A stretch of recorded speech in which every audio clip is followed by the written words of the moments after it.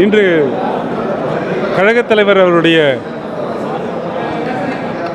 ஆலோசனையின் பேரிலும் உத்தரவின் பேரிலும் திராவிட முன்னேற்றக் கழகத்தினுடைய வழக்கறிஞர் அணி ஒவ்வொரு மாவட்டத்திற்கும் கழக மாவட்டத்திற்கும் ஒரு வழக்கறிஞரையும் ஒவ்வொரு சட்டமன்ற தொகுதிக்கு 2 வழக்கறிஞர்களையும் 15 வாக்குச்சாவடிகளுக்கு ஒரு வழக்கறிஞரையும் நியமித்து இந்த எஸ்ஐஆர் பணிகளில் என்னென்ன செய்ய வேண்டும், பொதுமக்களுக்கு எவ்வாறு உதவிட வேண்டும்,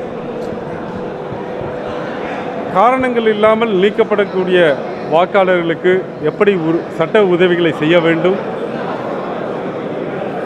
ஆவணங்களை கேட்கக்கூடிய வாக்காளர்களுக்கு எப்படி உரிய ஆவணங்களை சட்டப்பூர்வமாக பூர்த்தி செய்து தர வேண்டும், BLA2க்கள் மூலமாக எப்படி வாக்காளர்களுக்கு உதவி செய்திட வேண்டும் என்ற ஆலோசனை நடைபெற்றது. இந்த ஆலோசனை கூட்டத்தில் கழகத்தினுடைய அமைப்பு செயலாளர் திரு ஆலந்தூர் பாரதி அவர்களும் சட்டத்துறையினுடைய தலைவர் மூத்த வழக்கறிஞர் திரு விடுதலை அவர்களும் பங்கேற்று உரிய ஆலோசனைகளை கூறினார்கள்.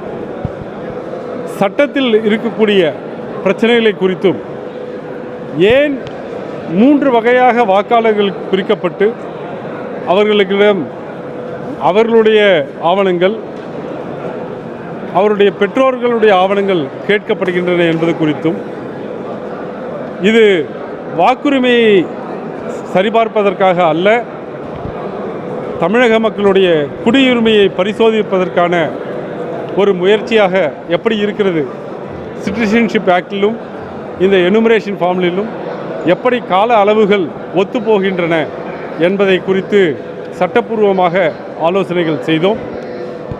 இது முறையற்ற வகையில் மக்களுடைய குடியுரிமையை உரிமையில்லாத தேர்தல் ஆணையம் முடிவு செய்வதற்காக முயன்றாலும் கூட அந்த முறையற்ற செயலினால் தமிழகத்தில் இருக்கக்கூடிய ஒரு வாக்காளரும் தன்னுடைய வாக்கை இழக்கக்கூடாது. அதற்காக திராவிட முன்னேற்றக் கழகத்தினுடைய BLA2க்கள் எப்படி களத்தில் இருக்க வேண்டும், அவர்களுக்கு என்ன சட்ட உதவிகளை செய்திட வேண்டும் என்பதை வழக்கறிஞர் அணி தீவிரமாக கலந்தாலோசித்து அதற்கு உரிய முடிவுகளை எடுத்திருக்கிறோம். நாங்கள் மக்களோடு மக்களாக துணை நிற்போம். எந்த ஒரு வாக்காளருடைய வாக்கும் முறையற்ற வகையில் நீக்காமல் பார்த்துக்கொள்வோம் என்பதுதான் இன்றைக்கு நாங்கள் எடுத்திருக்கக்கூடிய தீர்மானம். 85 லட்சம் வாக்காளர்கள் நீக்கப்படுவதற்கான வாய்ப்புகள் இருக்கலாம் தமிழ்நாட்டில், அந்த அளவுக்கு எஸ்ஐஆர் பணிகள் நீக்கப்பட்டிருக்கு அப்படின்ற மாதிரி அரசு பார்த்து வலியுறுத்தினார். அதாவது எலெக்ஷன் கமிஷன் 3/12/2025 இரவு 10 மணி வரைக்கும் ஒரு டேட்டா ஷீட் வெளியிட்டிருந்தாங்க. அதன்படி ஏறக்குறைய 8.89% மக்கள், சொல்லப்போனால் 57 லட்சம் மக்கள் தங்களுடைய ஆவணங்களை தர வேண்டும். நோ மேப்பிங்னு போடுறாங்க. அதாவது அவர்கள் 2002 வாக்காளர் பட்டியலிலோ அல்லது அவருடைய பெற்றோர்கள் 2002 வாக்காளர் பட்டியலில் இருந்ததாகவோ தகவல்களை தரவில்லை. அந்த வகையில் 8.89% 57 லட்சம் வாக்காளர்களிடம் ஆவணங்களை கேட்கக்கூடிய நிலையில்தான் அந்த டேட்டா வெளியிடப்பட்டிருக்கிறது. 13% உட்பட்ட மக்கள் வாக்குகள் இறந்தவர்கள் மற்றும் குடிமாறியோர்கள் போன்ற அந்த பட்டியலில் வருகிறார்கள். இரண்டுத்தையும் கூட்டினா ஏறக்குறைய 15-16% வருது. 80 லட்சத்துக்கிட்ட வருது. அதில் யார் யாரெல்லாம் முறையற்ற வகையில் நீக்கியிருக்காங்க அப்படிங்கிறது தான் நாங்கள் பார்க்க போகிறோம். அதற்கு உரிய தீர்வை நாங்கள் பெற்றுத்தரோம்.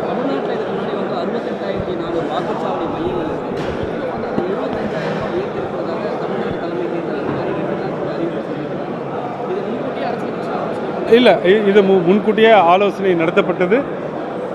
அதில் முழுக்க திராவிட முன்னேற்றக் கழகத்தினுடைய பொறுப்புமிக்க மாவட்ட செயலாளர் அனைவரும் கலந்து கொண்டார்கள். உரிய ஆலோசனைகளை சொல்லியிருக்கிறார்கள்.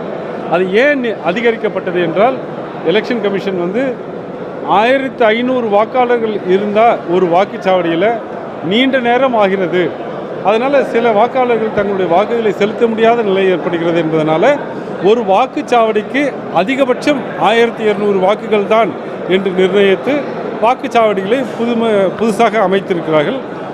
ஒரு வகையில் அது வரவேற்கக்கூடியது தான். அது மக்கள் நீண்ட வரிசையில் நின்று வாக்களிப்பதை குறைக்கக்கூடும்.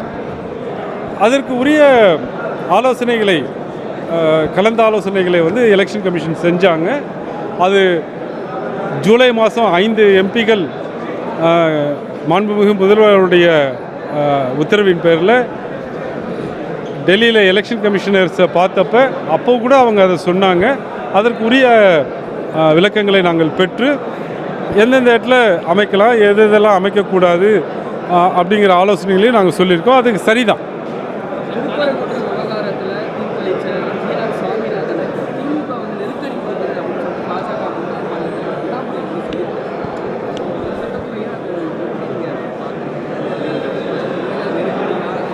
அந்த வழக்குகள் நிலுவையில் இருக்குது. அதனால நான் அதை பற்றி பேசுகிறேன்.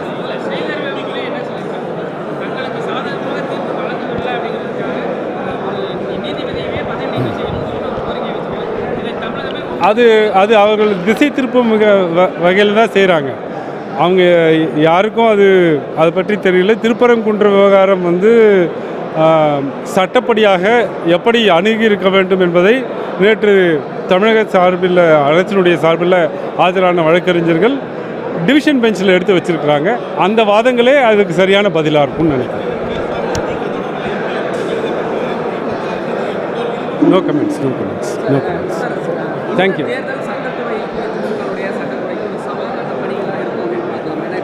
இது திராவிட முன்னேற்ற கழகத்துக்கோ அல்லது நிச்சயமாக இந்த தேர்தல் சவாலாக இல்லை. ஏன்னா நாங்கள் ஜெயிக்க போகிறோம். எங்களுடைய கவலையெல்லாம் தமிழக மக்கள் யாரும் ஒருவர் கூட முறையற்ற வகையில் வாக்காளர் பட்டியலிருந்து நீக்கக்கூடாது என்பது தான். அது மட்டும்தான் சட்டத்துறையுடைய பணி. அதை நாங்கள் சரியாக செய்வோம்னு.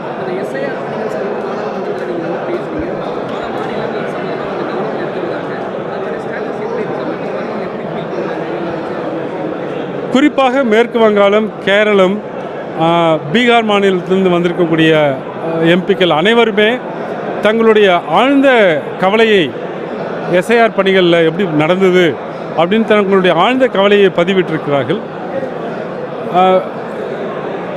ஆக்சுவலாக எஸ்ஐஆர் பணியில் இந்திய குடிமக்களுடைய குடியுரிமையை பரிசோதிப்பது தான் அனைவருக்கும் வேதனை தருவதாக இருக்கிறது. அதற்கு உரிய தீர்வை உச்சநீதிமன்றம் தரும்னு நாங்கள் எதிர்பார்க்கிறோம்.